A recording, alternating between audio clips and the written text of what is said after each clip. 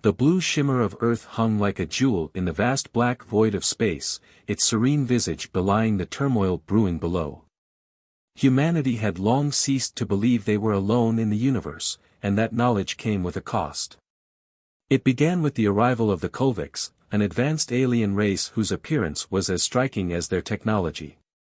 Their bodies were sleek and insectoid, their exoskeletons gleaming like obsidian under any light. To humans, they were both awe-inspiring and terrifying. For years, the Kulvix had been neutral visitors, trading technology and knowledge in exchange for Earth's rare minerals. Their presence, while unsettling, had become part of Earth's fabric. But this equilibrium shattered one fateful day when a transmission was broadcast across every device on Earth. The image of a young human child, no older than 8, appeared on the screen, wide-eyed and trembling. She was flanked by 2 Kulvix guards, their bladed limbs glinting ominously under harsh artificial light. The Kulvix leader, Sorith, a towering figure with a voice that resonated like grinding stone, stepped into view. "Humans of Earth," Sorith began, his compound eyes glinting with an unreadable emotion. "You have taken what does not belong to you. For this crime, there must be retribution." Before anyone could comprehend his words, a blade swept down, and the child's life was extinguished. The feed cut out, leaving billions of humans in stunned silence. The response was immediate. Grief turned into rage, rage into action. Humanity, fragmented and squabbling only a day prior, unified with a singular purpose: vengeance. The Kulvix miscalculated. They believed humanity's primitive technology and fractured societies made them weak. But humanity's strength had always been in their adaptability, their resilience, and most of all, their indomitable spirit. The Kulvix's heinous act had awakened something ancient and primal, the fury of a species pushed too far. Underground bunkers and secret military labs that had been collecting dust for decades were activated overnight. Projects long thought abandoned were resurrected. The brightest minds of Earth, scientists, engineers, strategists, worked around the clock. The goal was not just to match the Kulvix's technology but to surpass it. Within weeks, humanity unveiled its answer, the Prometheus fleet.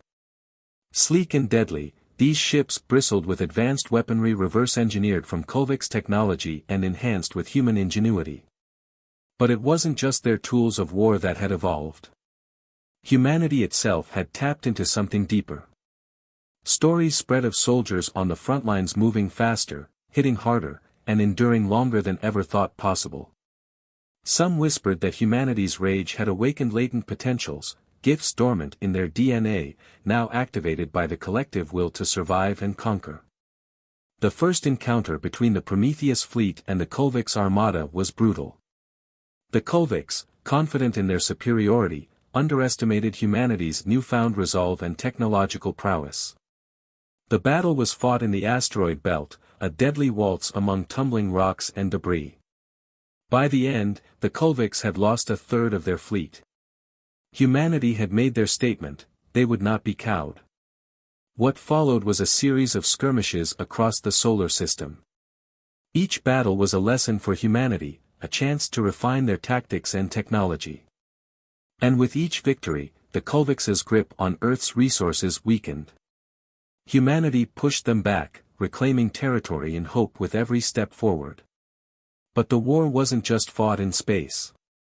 On Earth, the Kulvix's collaborators, humans who had traded loyalty for power, found themselves hunted. Resistance cells sprang up in every city, turning urban landscapes into battlegrounds. These fighters, fueled by the image of the slain child, became relentless in their pursuit of justice. Among the resistance leaders was Clara Hale, a former teacher who had lost her own child years before the Kulvix arrived. Her voice became a rallying cry for Earth's inhabitants. "They think they can break us," she declared in a broadcast that reached billions. "But we are unbreakable. We are humanity.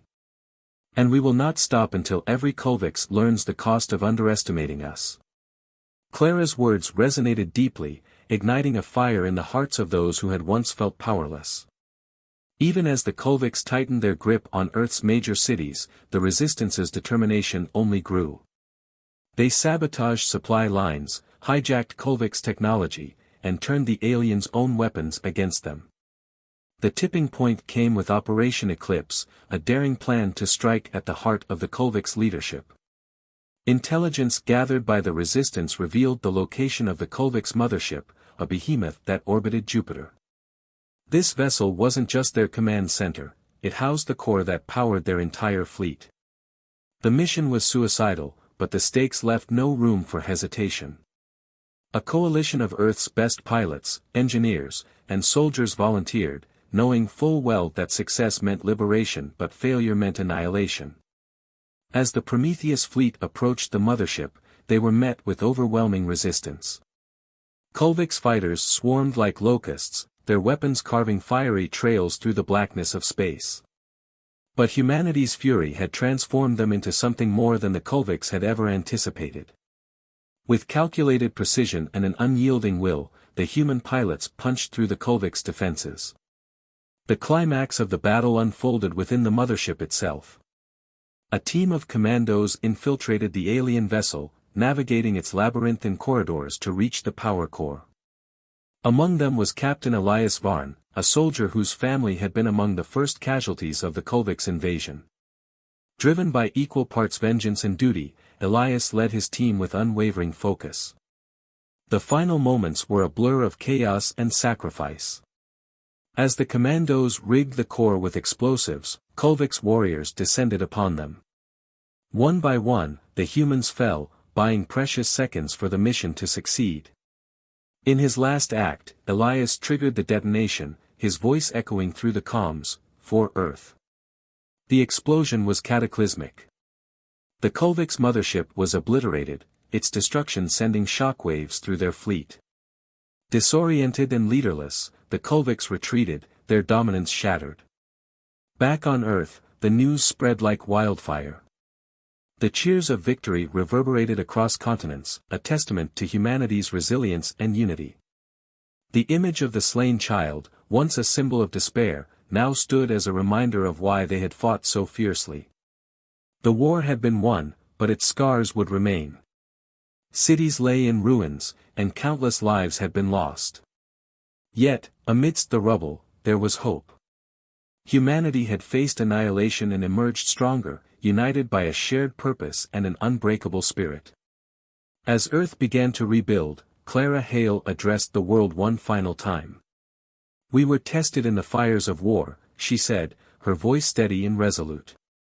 "And we emerged not as conquerors, but as survivors.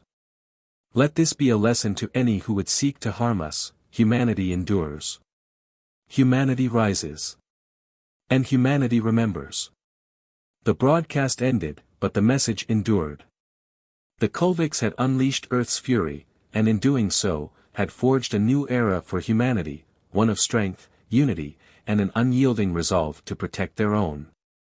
Years passed since the war ended, and the scars of the conflict began to fade, though they were never forgotten. The once divided nations of Earth remained united, bound by the memory of what they had faced and the promise of what they could achieve together. The Prometheus fleet, now a symbol of Earth's resilience, was expanded into the Vanguard Initiative, a force not of conquest, but of protection. Its mission was clear: to defend Earth and its allies, to seek out knowledge, and to ensure no species would ever again impose its will through tyranny and bloodshed. Among the new recruits to the Vanguard was a generation inspired by the heroes of the war. They were the children who had grown up watching their parents rebuild a battered world, who had heard stories of courage and sacrifice. Among them was Isla Varn, the daughter of Captain Elias Varn. Though she had been only a baby when her father made the ultimate sacrifice, his legacy had shaped her life. She carried his name, his determination, and the hope he had died for. As humanity looked outward to the stars, they discovered they were not alone in their pain. The Kulvix, though their armada had been broken, reached out through unexpected channels.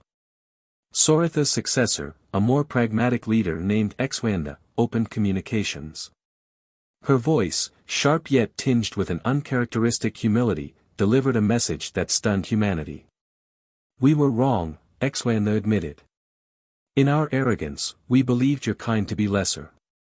But you showed us the folly of underestimating life, no matter its form. We come not as conquerors, but as those seeking atonement. The Kulvix proposed a fragile truce, one fraught with mistrust but not without possibility. Their own worlds had suffered internal upheaval following their defeat, and many among their kind had begun to question the ethos of domination that had once defined their civilization. They offered reparations in the form of knowledge, ancient star maps, forgotten technologies, and insights into the mysteries of the universe. Earth's leaders, guided by the unifying voice of Clara Hale, deliberated for months. In the end, humanity chose a cautious path of reconciliation, understanding that survival and prosperity in the cosmos required cooperation as much as strength. Decades later, the events of the Kulvix War became part of a shared history, a reminder of the darkness that could descend when trust was broken, but also of the light that emerged when it was restored. In cities rebuilt from ashes, statues stood tall, of Clara Hale, Captain Elias Varn, and countless others whose bravery had turned despair into hope. Isla Varn, now a seasoned commander in the vanguard, led expeditions into uncharted space. On one such journey, her fleet stumbled upon a massive derelict station orbiting a dying star. Within its chambers, they found relics of a long-extinct race, messages etched in stone and light warning of a far greater danger, a shadow that consumed entire galaxies. Humanity had been tested before and had endured. Now, with the stars before them and the lessons of the past guiding them, they prepared for the unknown. The Kulvix, too, joined in this endeavor, their former enmity replaced with an uneasy camaraderie forged in shared survival. As Earth's blue shimmer faded into the distance of Isla's viewport, she felt the weight of her father's legacy and the responsibility of humanity's newfound place in the universe. For Earth was no longer just a lone jewel in the void, it was the beating heart of a species unbroken, ready to rise to any challenge. The tale of the Kulvix War became legend, a story told across the cosmos of how humanity, flawed but fierce, had faced annihilation, found unity, and proved that even in the darkest hour, the spark of hope could ignite a blaze to light the way forward. And in that light, humanity thrived.